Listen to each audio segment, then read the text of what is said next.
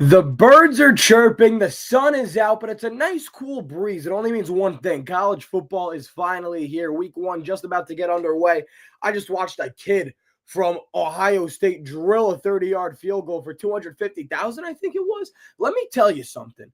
If they put me into that position to go and kick a 30-yarder for however much money, I'm going to drill it. Probably not. But the whole point is, I think I got a chance. I can't kick to save my life. I played a few years of soccer in high school. I was a goalie. I stopped playing because my footwork wasn't good. I was only good with the hands. And then I gave up. Coming to kick a 30-yard field goal, not my thing. Not going to be my thing at all there. But I do think I could get, microphone. I think I could get somewhat relatively close. If you gave me 10 tries and each time you knocked off like $20,000, I would do that, and I think I would finally nail it. And maybe I'd end up walking away with $20, but 20 is better than zero. Whatever. We're not here to talk about college football, even though Lee Corso, I think, is about to put on his final helmet, mascot head, so that'll be pretty cool. But until then, let's talk about some baseball and everything going on in the world. No Good Takes 24. Giuseppe Oliveri with you. No Jeremy Horowitz today. We're trying to fly solo for a few episodes. I just missed the solo episodes. So why not? We have the liberty to go on whenever we please. Thank you, Kevin Bunk. So we are here live today, Saturday morning. We'll carry into Saturday afternoon until kickoff between Texas and Ohio State. I got two words for you. Horns up, down. No, I'm kidding. They stay up. I don't know why. People hate Ohio State. It's a trendy thing to do. I'll up on it. Arch Manning. I love Arch Manning. I love Eli Manning. So how can I not like Arch? If Jackson Dart wasn't the second coming of Tom Brady, I would want him on my team next year. But unfortunately for him, Jackson Dart is just about the greatest thing since sliced bread. Does bias play in that? Maybe, maybe not. Okay, let's get to some things that actually happened last night, starting with the incredible debut of Jonah Tong. 5 innings pitched. 4 runs given up because the Mets could not play defense behind him. Just a 1 earned run, 6 strikeouts. Look, Jonah Tong got himself into some trouble in some of those innings. Second and third, 1 out. Third base, no out. Whatever it may have been. And, he performed. Now, look, I think I got my hopes up. I was talking a bit too high of him. I was saying to myself, man, if he could do what Noah McLean does, could you just imagine what a stud he would be? But at the end of the day, he doesn't need to be Noah McLean because Noah McLean has been putting up historic-like numbers in his first 3 starts. And at the end of the day, when the Mets put up 19 runs for you, you can go 5 innings. You can strike out 6. You can let up the 4 runs, the 1 earned. And to be totally fair to Jonah Tong, the Mets offense giving him the biggest cushion of the season does him a favor, and it also doesn't do him a favor because he's got to sit in that dugout and flick his bean for how long until he's back out there. Maybe he wasn't doing that, but you understand. I mean, Jonah Tong came out. He looked really good. His changeup was moving incredible. He looks like he belongs in the big leagues. Carlos Mendoza already said he'll be getting at least 1 more start at the major league level. So newsflash there, I am pretty sure he is going to stay on the Mets for a very, very long time. And he said, sweet. What a nice, genuine reaction from the Canadian, eh? He goes, sweet. That's a very nice way of going at it. And I saw his interview with Steve Gelbs. And he goes on the mound. The guy's a total monster. Off the mound, he's one of the nicest guys you'll meet. And you could see it. The electricity, the intensity that Jonah Tong brought. Again, going back to Noah McLean and this young spark, they're bringing you something that the entire rotation hasn't really brought you all season, including David Peterson, who I've loved. They're bringing this intensity. They're bringing this chip on their shoulder. They are playing like they have something to prove. I think the Mets and their mentality, and I think we've seen it dating back to 2022. 2022, 101 wins. You get knocked down in the wild card. The next year, you feel good because you had that historic pace. And then 2023, you hit a total wall. It's a complete failure. 2024, you shock the world and go to the NLCS. And now 2025 with Juan Soto, with the same idea of bringing these low-risk, high-reward pitchers and having some sort of idea of what a rotation can mend into, Lindor and everybody like that. And you have this unspoken confidence that you get off to such a hot start and then you slump like crazy for a half of the year. And you're so scared. I mean, you're a half a game out of losing a wild card spot at one point. And that's just what seems to be happening with the Mets in this roster. Now these young guys have come in. They've brought some sort of spark to the team like Vientos did last year. Now it's Tong and McLean doing it. And you got to feel somewhat good about it. You really do. Because the Mets have this nice, young rejuvenated spark to them, something that we haven't seen really all season long. Noah McLean started it. Jonah Tong is carrying it. We'll see what happens with Brandon Sproat. If you want to be on the postseason roster, you got to be called up by September 1st. It's August 30th now, so time is really ticking on that. So we'll see there. Sproat's struggling out of the bullpen in AAA, so I don't think the Mets are rushing to call him up. If they don't have him up, it's not the end of the world because, look, Jonah Tong is going to slide into this rotation nicely, and when you're carrying a five-man rotation into the playoffs, the conversation becomes who's going to your pen. I think Clay Holmes is the obvious answer. I think it's the safe answer, but a conversation to be had is Kodai Senga. In my opinion, Kodai Senga should be that first name to the bullpen because I know Holmes struggled his last time out, but so did Senga, and he doesn't give you as much length as Holmes, which is crazy to think about. When you think about their ceilings and who can really go out there and perform more, it is Kodai Senga, but we haven't seen that since last season, or really even maybe a little before with his injuries and whatnot. I know Clay Holmes is comfortable out of the bullpen. He's been there before, and if he could come in and give you a high leverage spot, that would be amazing considering Ryan Helsley has totally lost the trust of Carlos Mendoza coming in the sixth inning of a 10-run ball game yesterday. But that's what you got to do to get back in that circle of trust with management and upper management. You got to work your way back. Clay Holmes has done it before. We're seeing Devin Williams do it with the Yankees, and it's just what happens. You came in, you had the job, you lost it. Simple as that. I'm not saying that he's not going to be a reliable arm out of the bullpen. I know he's a two-pitch pitcher, but at the end of the day, when you're going from mid-80s to 103, that is still valuable no matter what the situation is. Even if he is hanging pitches. And the tipping pitches was a big thing. And we saw him switch his glove side and how he's going to pitch now. He came like this, and now he's like this more, down low to his waist. And if he can stop tipping his pitches and he has a good time, locating and guys can't catch up to what he's doing, then it goes a long way. And tipping your pitches is only as valuable as the pitches you throw. He's a two-pitch guy. So, again, they're going from sitting on a 100 fastball and up to a mid to lower 80s slider. It happens. It happens. If you're going to tip your pitches, that is just the negative aspect of the game. You only have two pitches to throw, so it's pretty easy for any hitter on what they're going to catch up to. So back to Jonah Tong, though. Really, really solid start. Happy to see it. He gives innings. He can pitch, man.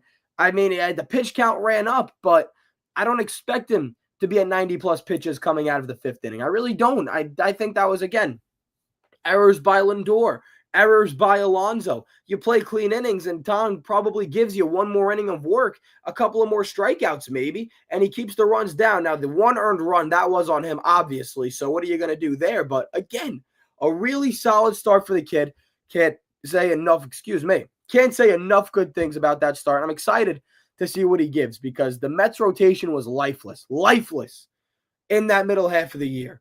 Rolling out guys who are only going 5 innings maximum. We're talking about Jonah Tong in the 5 innings like it's some great thing. But if you're talking about any other Mets pitcher in this rotation, not named Noah McLean, it is disgusting. It's abysmal because that's what we've seen all season long. So it's so nice to see that spark of energy from Jonah Tong. I think it's going to be very good things to come for the kid. And look, when the playoffs roll around, who knows? If the Mets are in a wild card series, which they most likely will be, it is very interesting to see who they want to start. In my opinion, if the Mets go to a playoff, a wild card series, wherever they play, depending on your matchups, if Jonah Tong looks really solid, like really good, Noah McLean level-esque good, I think he's your top 3 guy. I think if you go into a wild card series and Jonah Tong gives you more of this and just better, and, Sean Manaea can't figure it out, we have our 3 pitchers, and 2 of them are rookies. 2 of them aren't even going to have 50 innings when it comes to playoff time. It's going to be David Peterson, Noah McLean, Jonah Tong. That's how I view a wild card series matchup. Unless, Jonah Tong struggles a little bit, Sean Manaea is your reliable arm, and I don't know how much you want to trust a rookie in a Game 3 scenario. But in my humble opinion, David Peterson and Noah McLean have to be your games 1 and 2 starter. Where they are, that's interchangeable. You can do what you want on that. But in the meantime, Sean Manaea's got to fight for this. Manaea does not have a locked-up position and a top 3 spot in this rotation come playoff time. He hasn't shown it. Whether it's his elbow that's been injured and bothering him, which we don't know about. I'm not here to make excuses for the guy. I'm not here to throw him under the bus. I'm just calling it how it is. Is that Sean Manaea, come playoff time, he's not a guaranteed spot in that top 3 in the rotation. Jonah Tong, the door's wide open for him to do it. And he showed really good stuff. And I really do believe that he can have a third spot in the rotation. And it's a pretty nice back end, too. If Manaea's coming in, going from your ace to your 4 pitcher, that's not bad at all. And then it's a combination of whoever is going to be Clay Holmes or Kodai Senga. Remember, Tyler McGill's on the way, but he'll come out of the bullpen, I'm sure. It's looking up. Things are looking up in Metsland right now for the first time in a long time. 5 games back of the Phillies, 5 games ahead of Cincinnati for that final wild card spot. And a more interesting conversation to have for the Mets, they're 2 games back of San Diego. If the Mets want to catch the Phillies, they're going to have to leapfrog San Diego and Chicago first. And it's very important for the Mets because if you're able to leapfrog over San Diego, you're going to play the Cubs in the wild card at Wrigley Field. That's a very favorable matchup for the Mets. Right now, if the playoffs started today, the Mets would play the Dodgers in Los Angeles. I don't love that at all. The Phillies, I think, half a game up on Los Angeles. I'm going to have to double check that. But my whole philosophy is if it's Mets-Phillies, I like it. How can you not? Even though it would be in the bank, even though you don't go back to Citi Field. I know the House of Horror stigma with the Phillies. It's very true and it's very real. But at the end of the day, it's still a team that you are beating up on, and you've done it for the last year now. But in a perfect world, the Mets jump over San Diego. If you go to Wrigley for the wild card series, I don't know how you don't feel good as a Mets fan because that team's reeling. Even though they've been better as of late, I still look at that team as probably the weakest in the National League, which is amazing to think about because I've been talking about the Mets like that for the last month and a half, 2 months now. But the Mets, again, rotation for the first time is looking good. The bullpen, I have confidence in it. It's not scorching earth like some of these other teams. They're not meeting expectations like I thought they were, but they're solid. I'm comfortable. Maybe outside of a Ryan Helsley appearance, I'm comfortable with whoever's coming out of the bullpen. And again, like we mentioned before, Ryan Helsley, not in that high leverage role. He's not your bridge guy to Edwin Diaz. Other guys can do that. Tyler Rogers, Brooks Raley, depending on if it's a lefty-lefty matchup. Just get to Edwin Diaz and you got to feel good. You really do. I think the Mets right now are probably the 5th best team in the National League. I'd throw them really only over the Cubbies. But again, how the Dodgers have played at times, I'm not convinced on them. I still do think when playoff time rolls around, they're going to be untouchable. That's just how they roll. But still, Mookie Betts struggling. Shohei Ohtani looks really good on the mound. We have to see if he can do that for another start. I don't know. But what I do know is that the Mets are finally looking like the playoff team they have been advertised to be for basically all season. And a lot has to do with Mark Vientos is mashing the ball again. He's turned it around in a blink of an eye. Juan Soto is getting a bit hot again. Pete Alonso is becoming Mr. Consistency, which I don't think I would have ever predicted.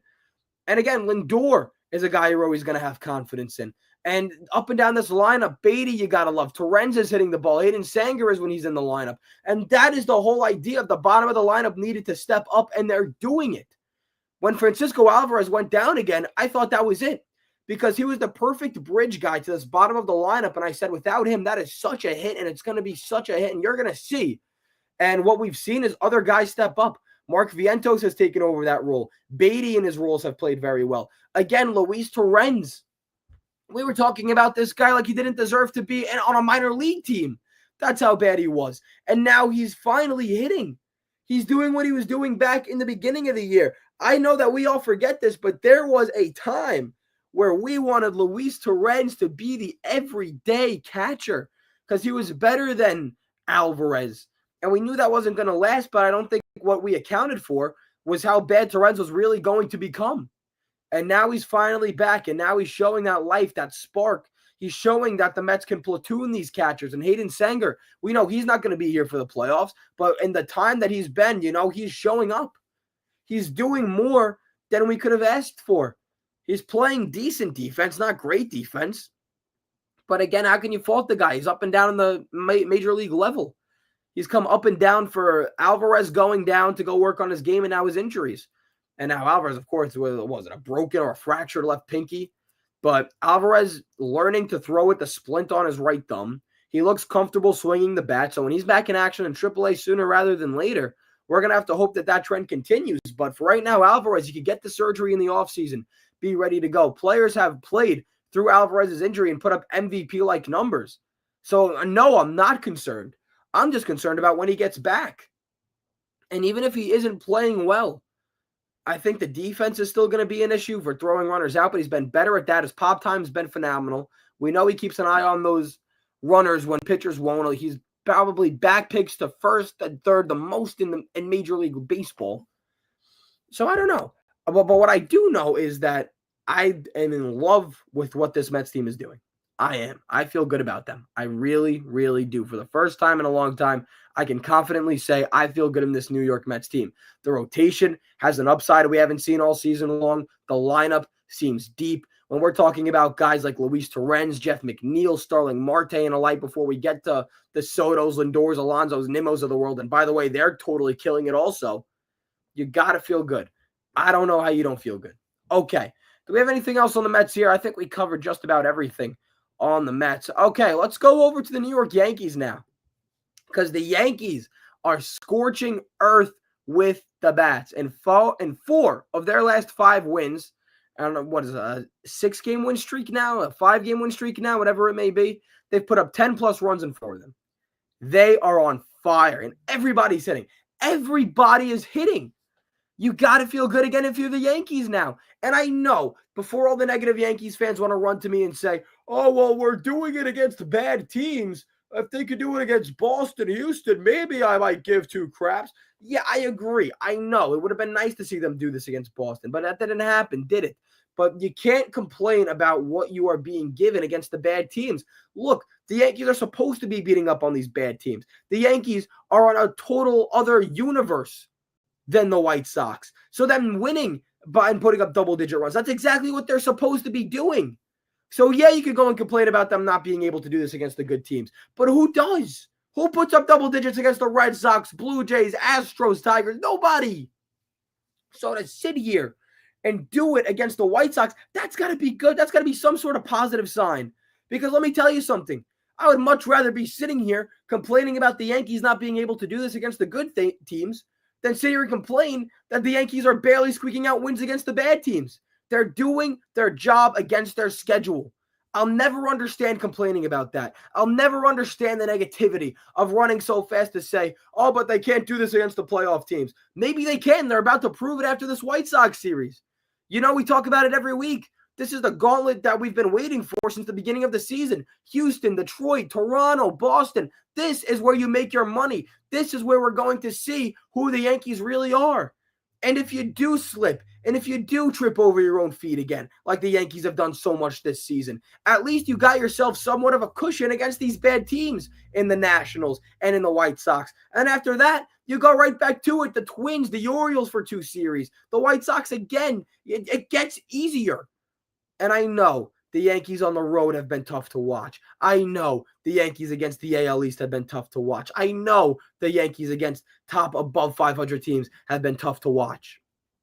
But it's not going to change. Maybe it does, but I really doubt it.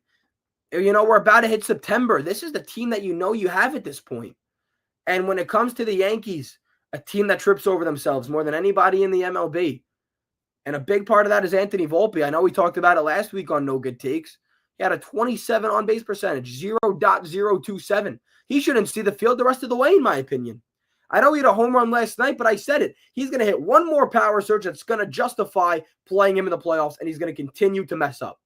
That should be Jose Caballero's spot. How about Ryan McMahon against the lefties? I think McMahon, again, should be on the bench. I know he's going to bring you great defense on that left side of the infield, but if you have Caballero there, you can make up for Volpe's poor defense. And Ahmed Rosario is hitting the piss out of the ball against lefties all year, so I don't see how you don't start him against lefties.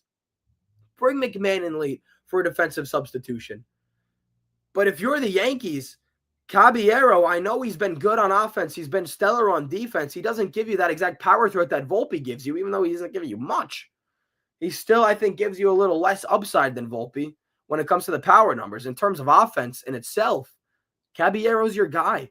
In every aspect of the game besides the long ball, he's better than Anthony Volpe. I don't know how you justify not playing him every day. Ahmed Rosario against the lefties. Does he give you the defense that Ryan McMahon gives you? No, he came up a shortstop, but he's been playing a whole lot of third base recently. That's his hot corner. McMahon was brought in. He was given the opportunity. We've seen enough of him now where you can't justify him turning it around. I think that's Ahmed Rosario's spot. How about the outfield? How good have those guys been? Trent Grisham, he's an interesting conversation. Him, Cody Bellinger, Jazz Chisholm in the offseason. You have guys like Kyle Tucker, who is a free agent. The Yankees, I'm sure they're going to inquire about them. What do you do if you're the New York Yankees? Because you have a good problem, a very good problem, and that does bring me to my next point. Who is more likely to return next season for the New York Yankees? Because I think I know my answer. I'd love to say Cody Bellinger. If you're the Yankees, I don't know how you let Cody Bellinger walk.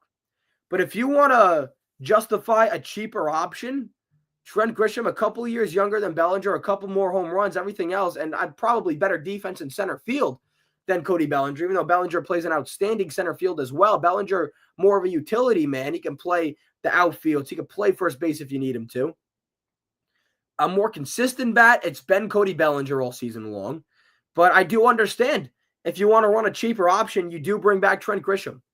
You could get him for cheaper. You could get him for shorter, better club control because Cody Bellinger, 30 years old now, this is the prime of his career, and he's putting up put up or shut up numbers in a walk year, and, he's going to get paid wherever he goes. But if I'm the Yankees, I don't know how you can sit and live with yourselves if you let Cody Bellinger walk. I know Trent Grisham is the probably nicer option for the Yankees as a team if you want to save money. But from what you've seen from Cody Bellinger, I don't know how you let him walk. And again, I'm just saying if they had to choose, there's a good chance you bring back both of them next year. But then Jazz Chisholm you got to talk about. And we spoke about Kyle Tucker just a moment ago. What about him? What's he going to do in the offseason? He's going to get a somewhat of a payday. I think the injury definitely helps these teams. And not giving him a longer contract, not paying him as much. That hairline fracture on his wrist really set that back. But he's still good. He's got 3 home runs in his last 11 games or so. We're going to talk about Kyle Tucker later in the episode. More likely to return. Gun to my head, I'd say Bellinger. I don't know. I think I would go Bellinger just for the reason is I know the Yankees have made some boneheaded moves, but this is a guy who I don't know how you could get rid of him. Cody Bellinger is just an out of worldly player for the Yankees, if that makes sense. Because Judge is your guy, right? But Judge got injured. Judge has been a little slower coming back, even though he's putting it up. He's still putting up the best numbers in the league. I know that. Stanton, since returning, we've been using the term scorching earth all episode long. We'll keep that going. He's scorching earth when he's returned from the injured list. But Cody Bellinger has given you consistency like nobody else has in this Yankees lineup. I think from game 1 to game whatever the hell it is now, to game 162, to the games in October, the most confidence I have in a guy to get on base is going to be Cody Bellinger. He has been such an example on and off the field, and he is giving you the best all-around play on this Yankees team. Elite defense, outstanding numbers on offense. I don't know how you justify letting that go, especially if he has a really good October, which, again, I have no reason to believe he won't. So more likely to return. I think both come to my head. Yankees can only choose one. It's got to be Cody Bellinger. That would definitely be my biggest lock. I don't know. I would go Cody Bellinger, though. Okay. Yankees, the success they've had now against these bad teams. I do want to raise the question, though. They need to do it. What are the odds they do it against these top teams? The Yankees struggle against in their own division all season long. You have the Boston Red Sox in Fenway. I think you welcome Toronto. You welcome Detroit. And then you go to Houston. I think that's what it is. I'm going to double check. But I am pretty sure that's what the Yankees are rolling out. But they need to do it against these teams now. This is put up or shut up time, We were talking about it. And look, their confidence riding on an absolute high after putting B to A with the Washington Nationals, with the Chicago White Sox. But you got to do it now. Yes, they're in Houston, home for Toronto, home for Detroit, go to Boston. And then after that, the schedule eases up for the last 3 or 4 series for the rest of the year. But this is it. This final stretch, these 12 games that you're getting against all playoff teams, 2 of them in your division, 1 of them the best team in the American League, the other who has historically given you problems, especially in Houston, cheating scandals or not. This is it. This is where you sit here, you watch these 12 games, you analyze, you see what they do on the field, and this is where you're going to say to yourself, this is the Yankees team we're going to see in October. And I got to say, not as a biased fan against them, because I have been trying to find the positives. I don't know how they do it. I really don't know how they do it, and I think Yankees fans could agree with me. I don't know how the Yankees sit here and have a successful 12-game stretch against these playoff teams. We haven't seen them do it all season long. History is the best teacher, and we have seen the history of teams against the Yankees who are above 500 have their way with them.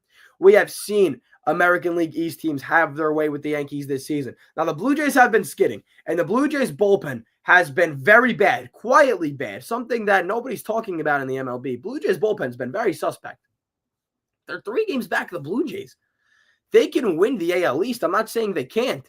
But if we're talking about the Yankees winning the AL East, I think we have to talk about the Red Sox first. They've earned that.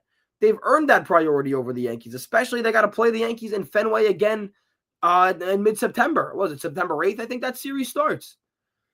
So the AL East is still totally up for grabs. The Blue Jays are loosening their grip on that division, and I don't think they're going to go far this year. I know I'm not turning any heads with that.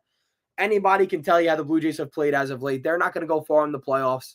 The only playoff teams in the American League I could see going on a run, Detroit, Houston, Seattle has made me question where I stand on them. We'll talk about them later in this episode.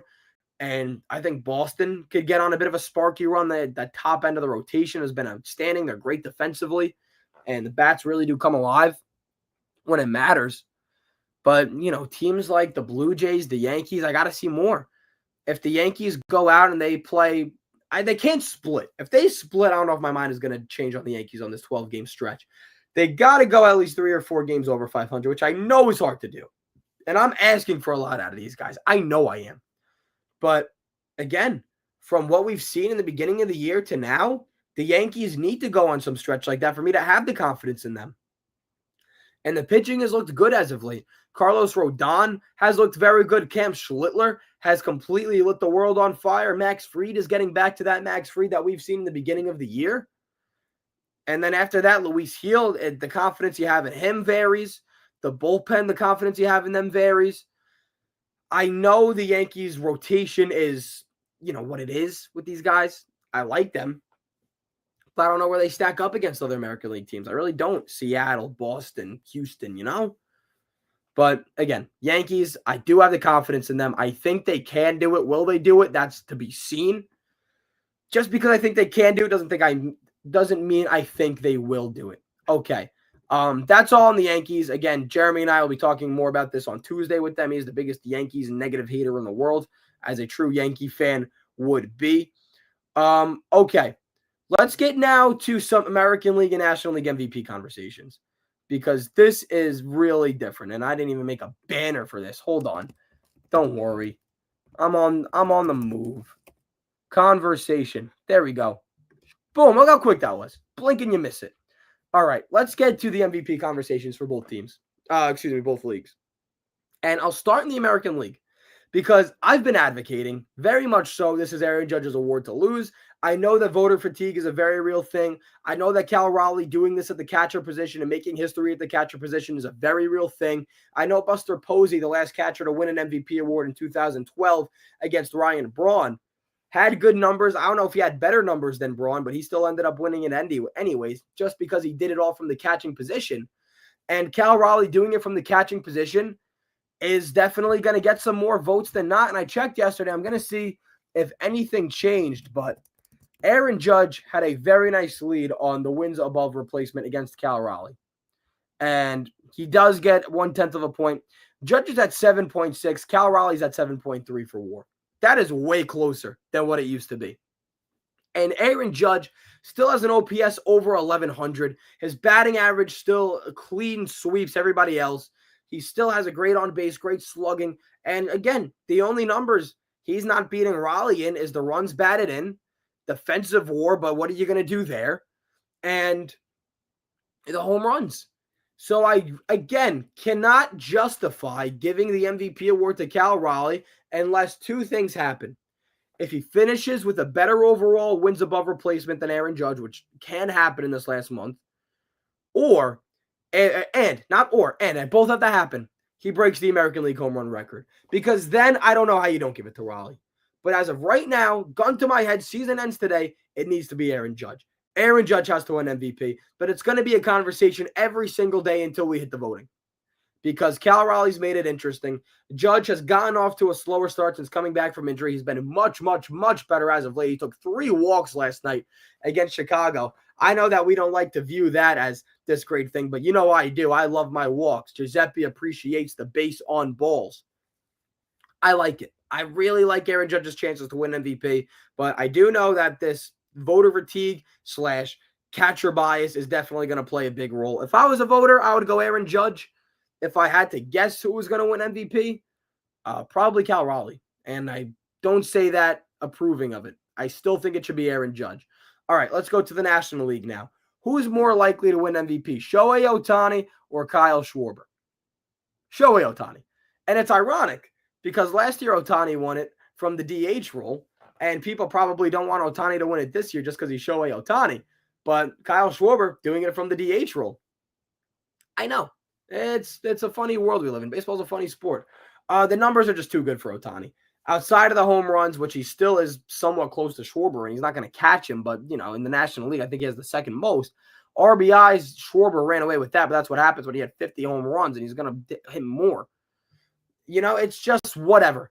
I like Ohtani to win MVP, pitches too, and I always said this. If Ohtani can hit for average, I mean, obviously more, he'll always hit for more, and he can pitch a 3.5 ERA, he's going to win MVP every year because nobody else is going to be as valuable when it comes to that. Unless the MLB creates some type of rule, a legit voter fatigue rule where you can't win an MVP 3 times in a row or whatever, I don't know how it's not Shohei Ohtani as long as he's healthy. I really don't. The valuable aspect of being an arm in that rotation and being the best hitter in the National League goes a long way. These are 1900s types numbers. That's what the players did back then. You don't see that today, but Shohei Ohtani does that. Not to, glaze the guy, but he's good. He's really good. I think Shohei Ohtani is winning MVP. I hope Aaron Judge wins the MVP. He deserves it. And it's just amazing that these guys are in the American and National League, because if there ever comes a day where they combine the MVP for just one between the two leagues, that's going to be one hell of a race every single year in and year out. All right, the MVP conversation is over. We'll get to some league-wide news really quick in the MLB. Then we'll hit some NFL stuff, starting with the Cincinnati Reds. Just, it's interesting to say because the Reds have never been in the same conversation without being mentioned with the Mets. Whenever you talk about the Mets, you're talking about the Reds and vice versa. But the Reds have gone on a 3-7 stretch. They're 5 games back of the Mets for the final wild card. Just about a week and a half ago, it felt like they were a game and a half out. So it's amazing what the sport of baseball can do to you in a week. They're a game over 500. They have really peaked and they came down. They fell from the clouds very hard. They hit the ground very hard. And I don't know where this came from. And all of a sudden, the Giants are 1 game back. They're 500. I think the Giants have a better chance of getting into the playoffs than the Reds do, which is crazy to say because the Giants have been a joke of a team all season long. How about that? The frauds of the San Francisco Giants. We knew they weren't going to last. But the Giants are a 500 team, even after the Rafael Devers trade. We'll see what they do next year. That'll probably be their put up or shut up year. And the Reds are falling. I'm not ready to count them out yet. Again, September, anything can happen. They're going to need a lot of luck with the Mets. They're going to need a lot of luck with themselves. But I can't see it. I think we have our 12 playoff teams. I really do. And I was confident in saying that probably in May. And now here I am in August, September right around the corner, finally saying I am confident in saying that I think we have our playoff teams. Yeah, it is possible. You're not wrong. With the Yankees, this is probably when this come up 11:34 6 minutes ago. It is possible with the again.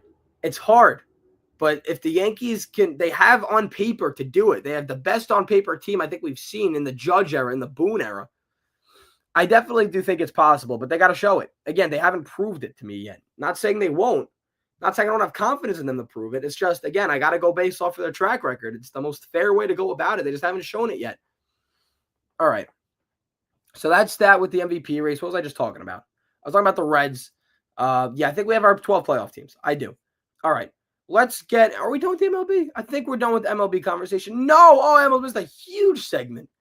Oh, man, that's what happens when you're having fun here. Hold on. Let me get up the banner. It's coming. Here we go.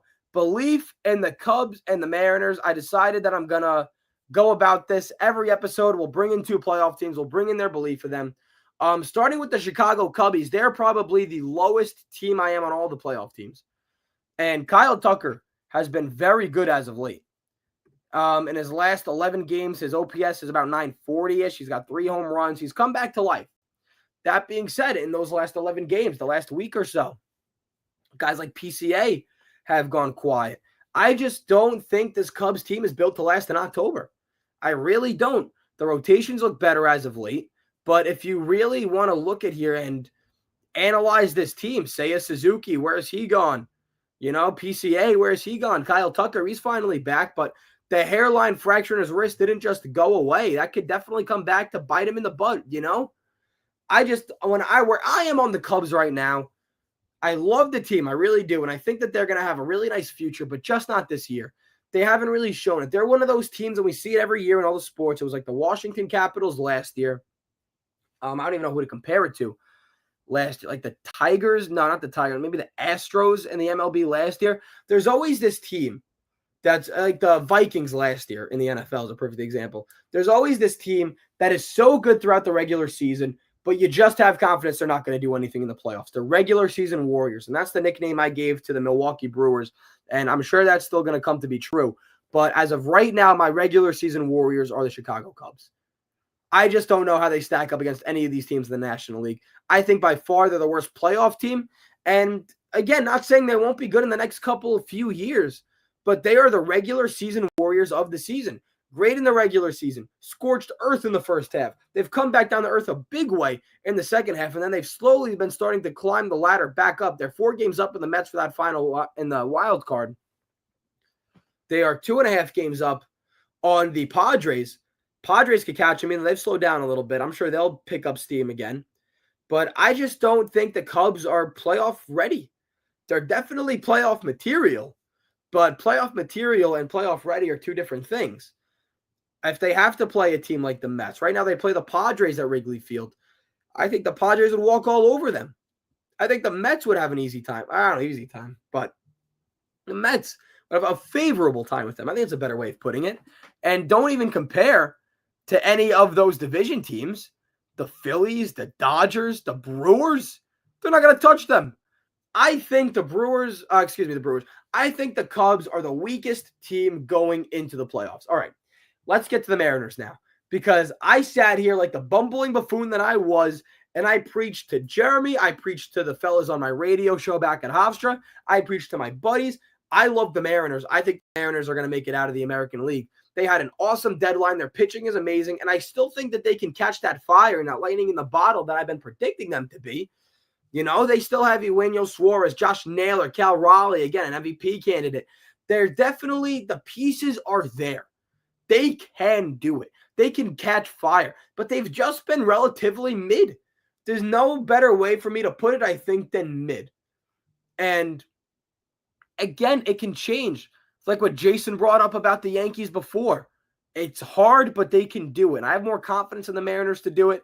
If I had to look at these teams in the American League, the weakest, in my opinion, is probably the Yankees, just by what they've shown. But right after that, it's the Mariners, and I think you can interchange the two. And again, the Mariners are a team I feel like could beat the Astros. I feel like they could beat the Blue Jays. But the Yankees do good against the Mariners. I don't think they could beat the Yankees. So it's all about who they play. If the playoffs started today, they would play the – what would they play? Oh, my God. I had the standings up. Good old GJ, the freaking moron, put them down. Hold on. Let me get them back up for a second. Hold on. Hold your horses. There we go. Yeah, they would play the Astros if the playoffs started today. A favorable series probably for both teams, but I do like the Mariners' chances. I'm not sitting here and saying I don't like the Mariners' chances. But again, they have to turn it up. If the Mariners do what I think they can do, they do have the World Series potential. And I said it to a couple of my buddies. I think Padres-Mariners is definitely a potential World Series matchup.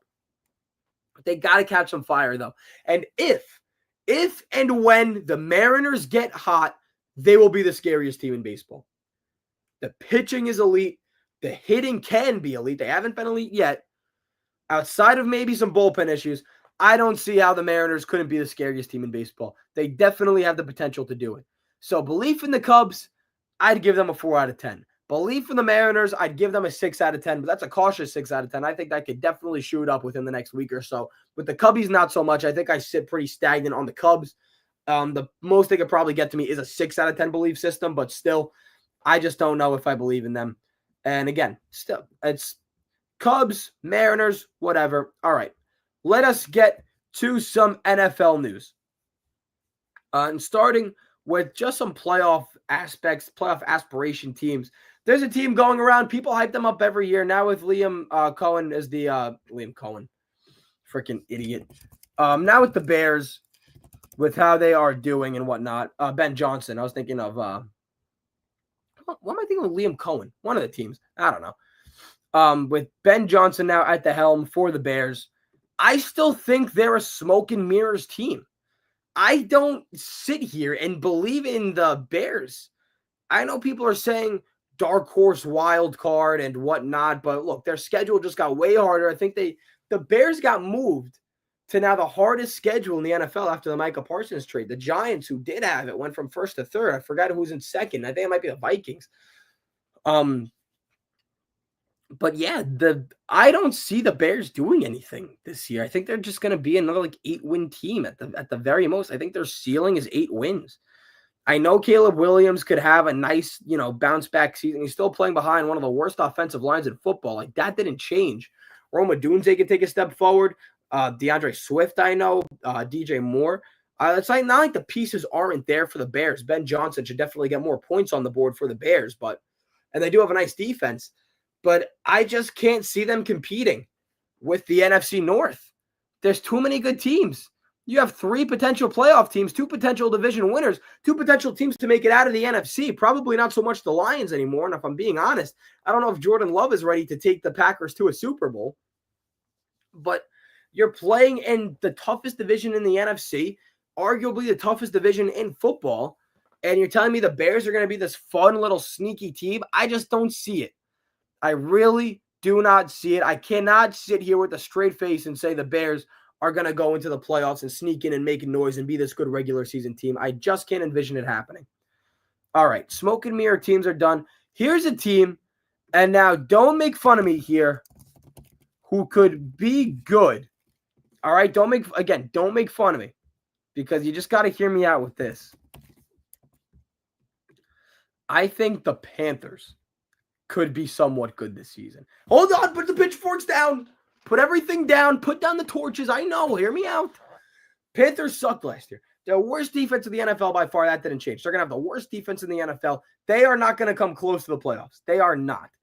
But they showed some promise on offense. Not a lot. But Bryce Young, since coming back off from being benched, looked really good. The run game, they are, middle of the pack, I think, with that run game. Chuba Hubbard is good. And if Ted McMillan can come in and be a really good wide receiver 1, and Xavier Legette is a very good wide receiver 2, and I don't think that trading Adam Thielen back to the Vikings is changing anything.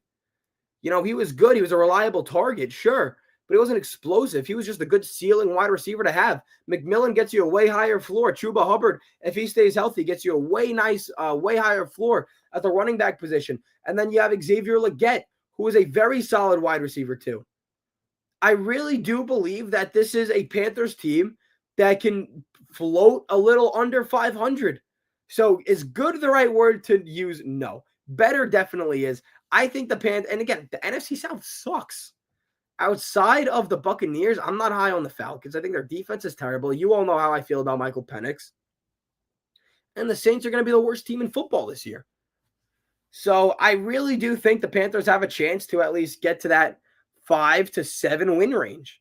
And I know it's saying a lot for the Panthers, but how we've seen on them the last couple of years, I can see the Panthers being fun to watch. You heard it here first. If the Panthers are fun to watch, if they float around 500, tell them to send them to me, Giuseppe Oliveri with No Good Takes. I think the Panthers have the potential to be good. That's not me. That's me. There we go. No Good Takes. All right, what else do we got to talk about today?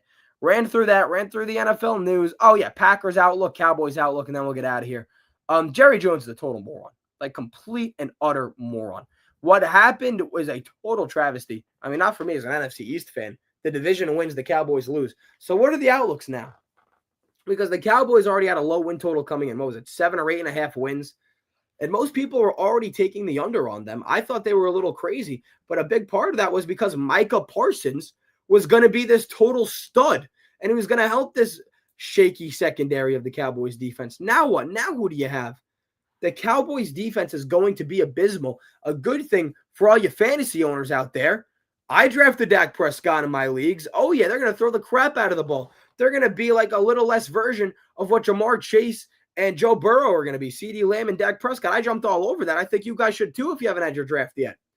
Cowboys are going to have to throw the ball a crap ton. Almost cursed there. No cursing on BTO. And, what do you have the running back position? I think Jaden Blue will be a running back by week 4 or 5. But until then, you have a lot of kinks to work out. So what's the Cowboys' outlook? They could finish last in the NFC East. Oh, yeah, they could. Will they? I don't think so, but they totally could. If you had to ask me what the NFC East finished is now, I would tell you Eagles, Commanders, Cowboys, Giants. Before the Parsons trade, I would have told you Eagles, Cowboys, Commanders, Giants. I think the Commanders and Cowboys are the only interchangeable teams. The caboose and the front of the NFC East is pretty locked up. But, I mean, look, I know the losing that sucks. The outlook for the Cowboys sucks. And what are you going to do now if you're Jerry Jones? Because Jerry Jones just totally effed you over as the Cowboys. He's a bad owner. It's time to hang it up. Whatever, if you don't want to sit here and pay the guy, fine. But, I mean, if you trade him, you trade him. That's cool because you've seen teams like the Giants don't trade Saquon Barkley and you let him walk away. The Khalil Mack trade a few years ago was god-awful compared to the return that you got with the Packers. But I know you get 2 first-round picks, but they're not going to be good value. They're going to be at the back end of the first round. And I know we're so quick to hear first-round pick and say, oh, what an awesome return. But that's the back end of the first round. The Packers are going to be a playoff team, assuming they go to a divisional round, an NFC championship, a ceiling, an unrealistic ceiling, in my opinion, a Super Bowl. What are you going to get? And I know that you still have your first-round pick. And in the next 2 years, you're going to have 4 first-round picks, assuming you don't flip them. Assuming you don't trade any of yours. But you can still sit here and, tell me the Cowboys are going to suck, and I totally believe you. Packers, on the other hand, they are terrifying. That pass rush is terrifying. They have no secondary. They have no corners. No secondary is a bad word because Xavier McKinney is a freaking stud. They have no corners, though. But again, you can afford to not have the corners if you have a pass rush that's going to probably be the best in the National Football League. I'd much rather have a better pass rush than cornerbacks because if your cornerback is getting decapitated in 2 seconds after getting the ball in his hands, your cornerbacks aren't going to have to do much. So Packers' outlook at the very, very, very, very highest unrealistic ceiling is a Super Bowl, to be totally honest. In my opinion, I think it's a divisional round because I got to see more out of Jordan Love. Cowboys' ceiling, the Packers' floor is a playoff spot. It's got to be, right? Cowboys' ceiling, 8 or 9 wins. Cowboys' floor, 6, 7 to 5 wins maybe. Could happen. I mean, Jerry Jones definitely messed up this team in a hurry. Very impressive, in my opinion, how quickly he messed that up. Okay, that's done now. We'll get out of here. A few more things. Justin Fields. Can he become a proven quarterback? It's an interesting conversation. And I was just thinking about Justin Fields, trying to get Jets and Giants topics for the show. Football's right around the corner. We got about a week left until kickoff with Thursday Night Football. And I was trying to think to myself, well, what can I say about Justin Fields? Because he's been bounced around. He had a terrible time in, the Chicago system like so many quarterbacks do. I think he got shorted in Pittsburgh. I'm not saying he played well. He played decent in Pittsburgh, not great. So with the Jets now, can Justin Fields become a proven quarterback? I think he totally can. It's so many of this conversation of he totally could, but will he is a whole other conversation to be had. Look, I'm not high on Justin Fields. He's a guy who can't go downfield consistently. He's a guy who relies too much on his checkdowns. He relies on his legs too much, which isn't a bad thing if you can throw the ball like a Lamar Jackson, like a Jaden Daniels, but he can't. He's more of a running back than a quarterback, and behind a Jets offensive line that we know is not good firsthand, he has his weapons in Garrett Wilson, his receiving back in Breece Hall. He loves his tight ends. I don't know who the Jets have at a tight end position, but he loves his safety valves. But I just don't know if he can become a proven quarterback with the Jets system. I know a change of scenery can be nice, but he went from the Bears before Ben Johnson to the Steelers, now to the Jets. 3 teams that aren't exactly known for blowing the doors off offensively. And I know the Jets have a total new regime in, so we'll see if anything changes under Aaron Glenn. But I just cannot see Justin Fields becoming the proven quarterback in this system. Let's see. What do we see here? ER Bob Costas. I get to watch some brain dead slob on the damn. Wow. You know what's amazing? I absolutely love that we get comments on No Good Takes. That's freaking awesome. The Daily Bluntathon. I don't know if I'm going to take the words from the Daily Bluntathon to heart. What was that about? If you're the 1 or 2 viewers in here, what are we talking about with that? I'm guessing it's about the Justin Fields or Cowboys or Packers. That's what we've been talking about. But look, I cannot see Justin Fields becoming a proven quarterback. Not this season. Not with the Jets. Can he become a good quarterback? Sure. I think he become a middle of the tier quarterback. But I just don't see a world where he is going to sit here and become this proven guy.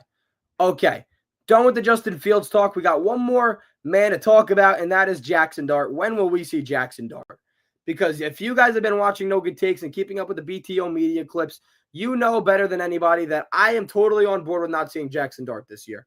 I love what he did in the preseason. He was awesome. I don't think we have to ruin that marriage from what we saw in the preseason. I'd be okay with not seeing him. Realistically, we are going to see him. Because at the very least, I think the second the Giants get eliminated from playoff contention, we'll see Dart for the rest of the way. I think he's going to play with nothing to play for. That makes sense. You got me?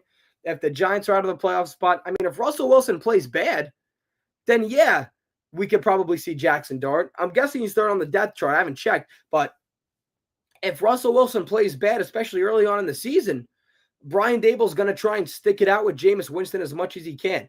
But if you're at that week 5 to week 7 mark and, you're not getting great quarterback play out of Russell Wilson and Jameis Winston, then, yeah, I'm cool with bringing in a guy I'm cool bringing in Jackson Dart. Because at the very worst, and he plays bad, you could bring Wilson back in. You could bring Winston back in, and you can let it be a carousel. Whatever. It's not like the Giants are competing for a wild card this year. I mean, look, they're going to win some games that they didn't win last year just because of that pass rush is going to be incredible. Malik Neighbors year 2, Tyrone Tracy, Cam Scatterbo is going to be a nice running back duo. Excuse me. I mean, I like the Giants way better than I did last year. That being said, I just can't sit here and, say Giants are going to go playoffs. Oh, there you go. Coach Lee Corso picked Brutus on his head. That's the final mascot. That's emotional. It's tuxedo. Good on Coach. What a career he had for College Game Day. Nobody like him in the really entertainment industry at all. Not to get off topic there, but good for Lee Corso as he waves one final time at Brutus on his head. So yeah, Jackson Dart, week 5 to week 7, I think is a good time to bring him in if you're going to bring him in. If not, I mean, you bring him in after the Giants are out of a playoff contention, which again, shouldn't take too long. They'll probably want to be the first teams out. I can't see them doing good against the NFC East this year. It's not going to help their case. They got the 3rd toughest schedule in the league. In my opinion, still the 1st. But yeah. All right. What else do we have here on the agenda? I think that's everything. I think that we have nailed everything on the show for today. Yeah, okay. So that is going to do it. So I'm going to say goodbye. We'll keep this up because this is such one hell of a comment.